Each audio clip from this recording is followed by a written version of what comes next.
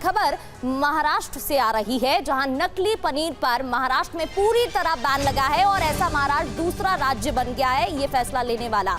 इससे पहले छत्तीसगढ़ में भी ये फैसला लिया गया है। नकली पनीर बैन करने वाला राज्य बना है महाराष्ट्र। नकली पनीर बेचने पर कठोर सजा का भी प्रावधान है। नियम तोड़ने पर जेल और भारी जुर्माना संभव है। लंबे समय से बैन करने की मांग हो रही थी। अब इन नियमों में क्या क्या इंक्लूड होता है, क्या क्या शामिल है, वो भी आगे आपको बताएंगे विस्तार से। 30 जुलाई 2026 का जो महाराष्ट्र सरकार का गैजेट है, उसमें एफडीए कमिश्नर ने ये क्लियरली स्टेट किया है कि महाराष्ट्र में पनीर पे रोक लगाने के लिए हम लोगों ने मेनू कार्ड में एक चीज, मेनू कार्ड में एनालॉग पनीर, एनालॉग चीज का क्लियर मेंशनिंग होना चाहिए, ये ऑर्डर निकाला था। लेकिन इसके इम्प्लीमेंटेशन को कुछ लिमिटेशंस आ रहे हैं और ये सब ध्यान में रखते हुए महाराष्ट्र में एनालॉग चीज, एनालॉग पनीर, आर्टिफिशियल पनीर को पूरी तरीके से प्रतिबंधित, पूरी तरीके से रोक लगाई गई है। महाराष्ट्र ये देश में पहला राज्य है जिसने ऐसी प्रकार के प्रतिबंध लगाए हैं। मैं मुख्यमंत्री देवेंद्र जी फडणवीस साहब के तहे दिल से उनका मैं शुक्रगुजार हूं। तो लोगों की सेहत की बात करें तो ये बहुत ही बड़ा निर्णय लिया गया है। महाराष्ट्र में नकली पनीर पर बैन लगाया गया है। बिग वॉल के जरिए आपको बताते हैं कि क्या नियम लागू किए गए हैं और क्या प्रावधान रहेगा। नियम तोड़ने पर जेल और भारी जुर्माने का प्रावधान किया गया है। इसके अलावा निर्माण, बिक्री, भंडारण, परिवहन और वितरण पर पूरी तरह से रोक लगा दी गई है। नकली को असली पनीर बताकर बेचने पर कठोर एक्शन लिया जाएगा, ये स्पष्ट कर दिया गया है। अपराध की गंभीरता के आधार पर 6 महीने तक जेल का प्रावधान भी है, जेल भी संभव है और नियम तोड़ने पर 1 लाख रुपए तक का जुर्माना भी लग सकता है। इतना ही नहीं, असुरक्षित खाद्य पदार्थ सेवन से मौत पर आजीवन कारावास की सजा भी संभव है। आपको बता दें, सेवन से मौत होने पर क्या होगा, 10 लाख तक का जुर्माना भी संभव ऐसे में हो सकता है। यानी कि और कठोर प्रावधान लागू किए गए हैं। एनालॉग पनीर पर पूरी तरीके से बैन लगाते हुए यह निर्णय लिया गया है। अब ये हम जान लेते हैं कि एनालॉग पनीर होता क्या है, ये जो निर्णय लिया गया है इससे क्या बदलाव होगा।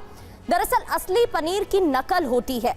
पाम ऑयल से ये पनीर बनाया जाता है, इसमें पाम ऑयल इंक्लूड किया जाता है। गाढ़ेपन के लिए स्टार्च भी इस्तेमाल होता है जो कि हेल्थ के लिए सही नहीं है, सेहत के लिए बिल्कुल ठीक नहीं होता है।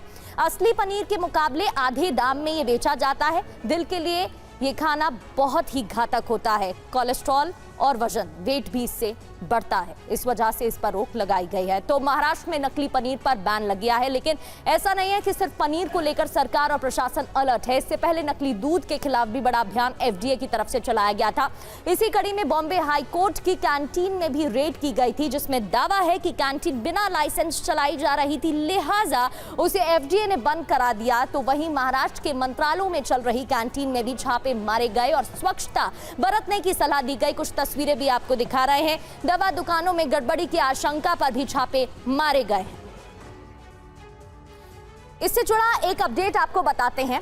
क्यों चर्चा में है तुकाराम मुंडे? जिस छापे की अभी हम बात कर रहे हैं, जहां अभी कार्रवाई की गई है, उससे जुड़ी ही खबर है। जहां 2005 बेंच के आईएएस अफसर हैं मुंडे, महाराष्ट्र के सिंघम अधिकारी भी कहलाते हैं। ऐसा तुकाराम मुंडे के लिए क्यों कहा जा रहा है, ये मैं आपको बताती हूँ। 21 साल के करियर में कुल 25 तबादले हो चुके हैं। मई 2026 से महाराष्ट्र एफडीए के कमिश्नर हैं। महाराष्ट्र में खाद्य सुरक्षा पर अभियान चला रहे हैं और पद संभालते ही रोज 20 से ज्यादा निरीक्षण और छापे उनकी तरफ से उनके निरीक्षण में किए गए हैं। कई नामी प्रतिष्ठानों के लाइसेंस निलंबित या सील किए गए हैं। बिन लाइसेंस चल रही हाईकोर्ट कैंटीन को तक बंद कराया गया और वहां पर भी छापा मारा गया था।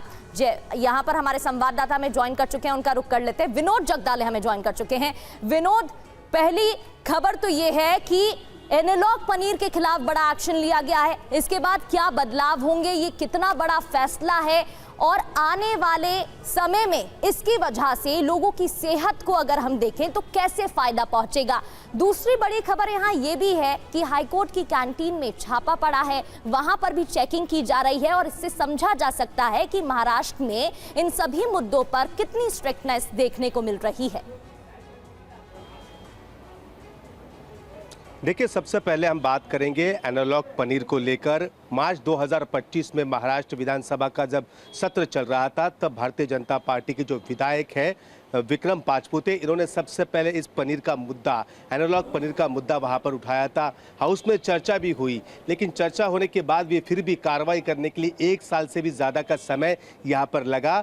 30 तारीख को, पिछले महीने के 30 जुलाई को यहाँ पर तुकाराम मुंडे ने, जो एफडीए के कमिश्नर है, उन्होंने एक ऑर्डर निकाला और महाराष्ट्र में एनालॉग पनीर को वहाँ पर ब्लैक लिस्टेड कर दिया। यानी उसका वितरण हो, उसका इस्तेमाल हो, उसको बनाना हो, उसका परिवहन हो, इन सभी पर वहाँ पर बंदी ला दी। और एक बात ये है कि यहाँ पर आपको जान के ये होगा कि यहाँ पर महाराष्ट्र की बात करें तो महाराष्ट्र में जितना पनीर बनता था उसमें से 45 से 50% पनीर ये एनालॉग पनीर हुआ करता था।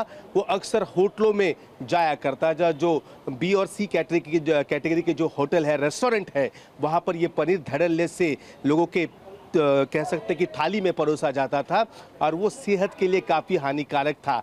खुद भारतीय जनता पार्टी के विधायक ने यहाँ पर आवाज़ उठाई। उसके बाद यहाँ पर अब एफडीए ने वहाँ पर उस पर बैन लगा दिया है।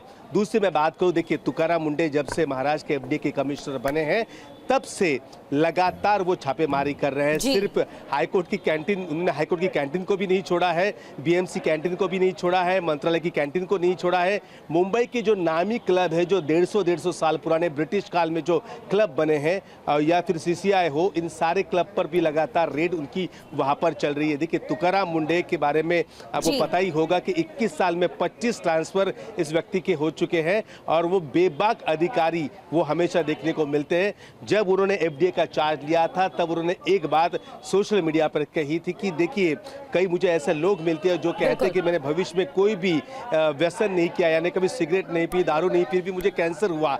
वो कैंसर होता है कि आपके खराब खाने को लेकर, वही खाने को सुधारने के लिए मैं यहाँ पर बैठा हूँ। ये बात हमेशा वो करते हैं। मुनाफा कमाने की वजह से लोगों की सेहत के साथ खिलवाड़ करने के कई मामले अब तक सामने आ चुके हैं और उसी के खिलाफ ये बड़ी कार्रवाई हुई है। बहुत बहुत शुक्रिया आपका विनोद, जानकारी के लिए।